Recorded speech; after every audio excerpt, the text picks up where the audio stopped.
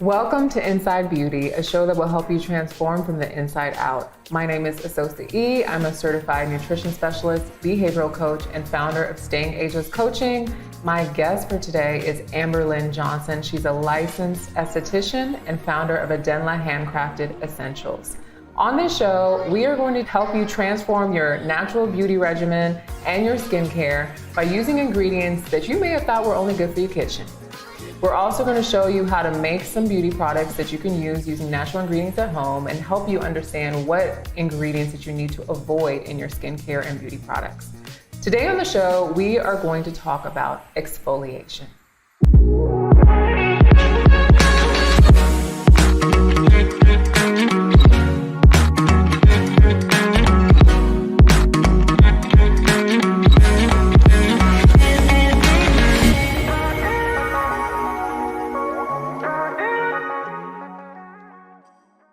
Amber, I'm so happy to have you on the show again. So let's talk about exfoliation now. We broke down all those different steps of skincare, right? Where does exfoliation fit in when, you're cleansing, there's a toning, moisturizing, and exfoliation? Where does that fit in on that spectrum? So exfoliation would be after cleansing all the time, whether it's your body or your face, and it would be something you would do before you moisturize. You always want to moisturize after you exfoliate. I would highly recommend at least once a week for the face, and then during the summertime, more for the body, like maybe 2 times a week, 3 times, depending. And sometimes the climate can affect how much you need to exfoliate? Absolutely. Would it be like a drier climate, or what kinds of climates would affect your skin in a way that would make you need to exfoliate more? So like if you're in a drier climate, you definitely want to make sure that if you are experiencing dry skin, you want to remove the dead skin as often as possible. It depends on your cell turnover rate. Everyone's different, and so your cell turnover rate may be a little slower than mine. Wow. And so you may not have a buildup or an accumulation of dead skin like the next person maybe. I wonder if people measure the cell turnover rate,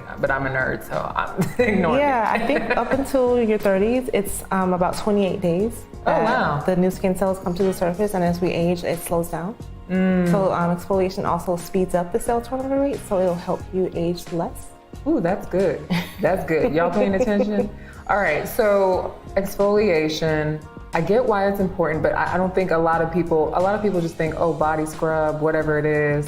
What are some of the benefits? So we're definitely increasing our cell turnover rate. We're aging slower. Absolutely. What else can we expect from it? You can expect your products to be able to penetrate and work more effectively without having the dead skin impeding that process. Because the dead skin is removed, now the product that we're using is actually more effective on our skin. Absolutely. When it comes to acne or skin that's inflamed, is exfoliation something that people want to stay away from because it feels very abrasive? No, because there are different ways that you can exfoliate. So someone that has inflamed skin, you still want to exfoliate, you just want to do it in a more gentle way. But if you have someone that has more congested or acne-prone skin, exfoliation is extremely important to help to purge the pores of those impurities and to allow whatever topical ingredients that they apply to target the acne to work more effectively. Now, we talked about the different types of skin, and you added on additional types that I didn't even think about. Everyone usually knows the oily, dry combination, and then you also mentioned inflamed, right? Yes. Depending on what type of skin you have, is there an exfoliator that's better? I personally have dry skin, so what would you say? Definitely. So if we're talking about the face, that's something that if you have drier skin, you want to use something that's a little bit more gentle, and so oatmeal. It's something that I always reach. I use that. Yeah. Hey. So oatmeal's a great one because Okay. you can use it as is, as the rolled oats, Yes. or you can grind it to become a fine powder. And so either or, it's going to be also anti-inflammatory, which is going to be great for helping to calm and soothe the skin, but it will help to abrade the dead skin cells. And what about oily? Because I know you know a lot about oily skin. What would you be using for that? So with oily, you can use a combination of things. Again, depending if you're oily and maybe your skin's a little thinner because you're older, as you age, your oil production does decrease. But on the rare occasion that you would have a skin that's oily but still on the thinner side, you could use something that, in my mind, I love cinnamon. Cinnamon is something that no matter what the skin type is, it can be as aggressive as you want it to be because you can use it by itself. Or if you want to make it a little less, tone it down some, you can add oil or you can add a little honey to it. But cinnamon is something that's good for all types of skin, whether it's oily, whether it's compromised, because of its anti-inflammatory properties, in addition to how you can customize the texture of the grit. What? Did y'all hear that? Okay, so you can actually go in your kitchen and get you some cinnamon and use it to exfoliate. That's amazing. Yeah. We're gonna come back to that. But I want to ask you, because a lot of people know about these chemical exfoliation techniques. We're talking about natural techniques. What's the difference between them? And is there a time where chemical techniques for exfoliation are actually useful? Or can it be damaging? It definitely depends on the client. When I first got my license, I worked for a doctor, and so we were doing like the hardcore chemical peels, and that was like my world for a while. Dealing with skin that's melanated, like there are some hazards, and there were some doctors that weren't really afraid because they knew that there was a high likelihood of damage occurring from using like chemical peels such as like glycolic acid or lactic acid. I think a lot of times people want like a really quick turnaround. Overnight. Right, and realizing that like the way your skin is didn't happen overnight. And so I just try to always remind my clients to let nature do what it does best, because nature's powerful still. And so there are some things that like using lemon juice, like I like lemon juice like on my knees or on my elbows, but like if I have a sunburn, I put it on my face, like I'm gonna do damage to my skin, even though it's a great exfoliant depending on where I am at that time. I've heard a lot of people talking about, specifically for melanated skin, that certain chemical things can be very damaging. Yeah, we have the most sensitive skin, and I feel like oftentimes it's looked at as if it's tougher, but it's really, really sensitive and fragile. Wow. And so we have this protection, even though in the sun, like I actually got a sunburn this year, and so I'm looking forward to us talking about that. Wow. Yeah, that's a whole thing, but just the idea of being very gentle with your skin because it is an organ. And that just because it looks a certain way, like when you have acne, people think that, oh, I need to be really aggressive, when that's the time you need to be really gentle, almost like you're treating a baby. Let's talk about some natural ingredients that we can use for exfoliation. So we have coconut sugar, we have cinnamon, which you talked about a little bit, but I want to get more into that. And then we have moringa, which I'm obsessed with moringa for various reasons. Now, I knew about coconut sugar, but these two, I use these for other things, child. I use this for a smoothie. I use this to bake. So you're gonna have to break this down for me. Yeah, definitely. So back to the cinnamon, which is one of my favorites. Number one, because it's so stimulating.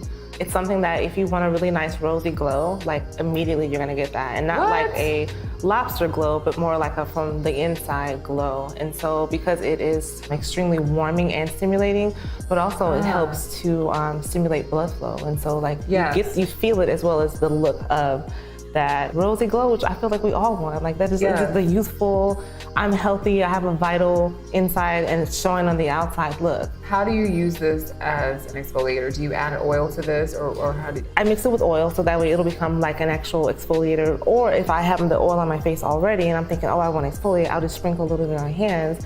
And that's way more aggressive, but it depends on where I am, because sometimes I can be a little rough, but I may need it because I could have gone a couple of days without doing anything, so let me do some extra duty. Okay. But I also like to mix that with honey. Honey, I feel like honey is like a great conduit for so many different powders and different exfoliants for the face or the body, because it's a great vehicle. It's nourishing in addition to having the aggressiveness, so it's almost like you're, again, same thing with the body oil, like a body scrub. It's exfoliating, but there's that oil afterwards, so where like, that skin is nourished after you abrade the dead skin.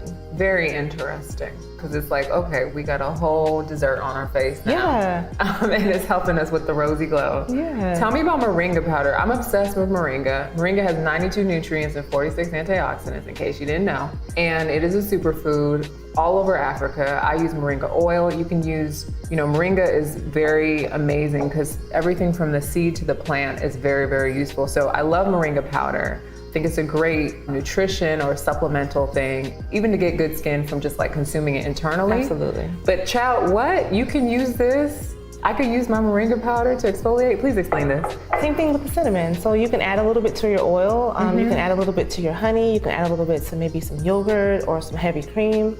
And it's a really good way to, again, being able to gauge the level of strength, because you can always add more powder to make it a little bit more aggressive. Okay. But I love the fact that it is a superfood on the inside, so of course it's going to be a superfood on the outside as well. I always, like when I apply that to my clients, I'm like, you're getting like a superfood mask because of that being mixed with turmeric and other things that I mix it with. But all of those nutrients that are in that powder are going directly into the skin, and it's an immediate effect. And moringa has so many nutrients, so we don't even need to get all into all of them, but it's a whole episode. Moringa by itself. Okay, and then we got the coconut sugar. Yeah, so coconut sugar is super great, definitely for the face, but for the body I like it a lot because a lot of times we'll use like salt scrubs, and sometimes the salt can be a little drying, or because of the granules being a little bit more jagged, a little more aggressive than I would like. Yeah. And so the coconut sugar is really rounded, and number one, it smells really good. So just that, delicious. So sweet. Just that by itself and a little bit of oil, it's like you're in paradise and you didn't have to add any scents. Like it has a natural, beautiful aroma. And so I like the texture and again, the buildability to where I can, if I need it to be a little bit more aggressive, I can always add more and use less of the oil or whatever I'm mixing it with. And again, full of vitamin A and vitamin C. So just all that we're putting on the inside, having the benefits, it's doing the same on the outside as well. How do you feel about coffee scrubs? Coffee scrubs are cool. Do you make those, or are those those are a little bit more abrasive, right? They are, and they're good for those that are worried about like cellulite and want to really like rev things up. So I have made a couple. Okay, so coffee can also be used. That's very interesting. Just not everyone likes to smell the coffee. So I try to like, right, that's so true. Which is weird because most people drink coffee. Like a lot of people drink coffee. That's true. Some don't. That's true. All right, y'all, we've learned a lot about exfoliation. We're gonna take a short break and we're gonna come back and do a really quick demo on a body scrub, right? We're gonna learn how to make a body scrub? Absolutely. So stay tuned. All right, we're back and we're gonna do a little demo. We're gonna show you how to make a body scrub, right, Amber? So what's in this body scrub? We're gonna use the ingredients we already have? Oh yeah, just 2 simple ingredients, just the coconut sugar and a little bit of grapeseed oil. That's all. That's it. I mean, it can be as elaborate as you want. Like for mine, I definitely have a little bit more. So I would have like some moringa, some baobab, would add maybe a little bit of pink salt. But like for someone who just is looking for something that's going to be a good, simple exfoliator that you can use on your entire family, 2 ingredients, either a salt or a sugar and an oil. And how do you feel about essential oils? I'm obsessed. Can we put that in our body scrub? Absolutely. Okay, that's good. But just make sure that it's at the right percentage. Like I know there's a certain amount of drops for this, like this is a 4-ounce container. I think it's maybe 4 drops. So you don't want to do too much. You don't. Because you can be very sensitive on people's skin. Definitely, yeah. Okay. So half and half? Yeah, half and half. And again, if you want to add more sugar because you want it to be a little bit more aggressive, you can. I like for a little bit of oil to be on the top so that way I know that there's a lot of oil so that when I'm applying it to my skin, that afterwards my skin is super nourished and hydrated. So I'm always looking for just a little bit of oil on the top. Okay. And this is probably like, I feel like it's the perfect consistency. Super simple, but again, you can add a little moringa to it. You can add a little cinnamon. You can also add salt if you want to make it a little bit more aggressive. And you can do a variety of oils. It doesn't have to be grapeseed oil, but grapeseed oil is a really good neutral oil. So where depending on if you wanted to even use this on your face, you could as well. Amazing. And this saves people a lot of money because, child, they charge a lot for these things. Yeah, this filled up could be like $30 someplace. I know. And I'm looking at it like, wait a minute. If I have the oil and the coconut sugar, what am I doing? Why am I paying for that? Exactly. Very interesting. So explain to us with body scrubs, because I've heard different things. I've heard some people say that you're supposed to like do the body scrub last or first, or I don't know. How do you apply a body scrub? Like, what is the best way to do that? Gotcha. So I cleanse my skin first and then I dry off. So that way. That's what I've heard. You dry off first and then put the body scrub? And then scrub.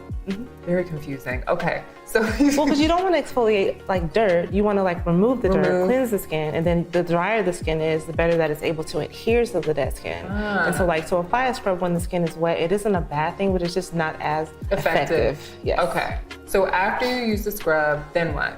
A lot of times you can just shower off, remove the particles, and then your skin should be super moisturized because of the oil content. Sometimes I add an extra butter just to kind of layer it up depending on the season, but it's like your skin's like butter. And we can use any of these ingredients here, mix them with an oil. So amazing. I hope you all are taking notes because I'm taking notes. I'm about to go home and use everything in my kitchen on my face, okay? This has been really great. So exfoliation is a very, very key part of natural skincare. You can use a lot of natural things that are probably already in your kitchen to exfoliate. So I hope y'all try something at home and let us know how that goes.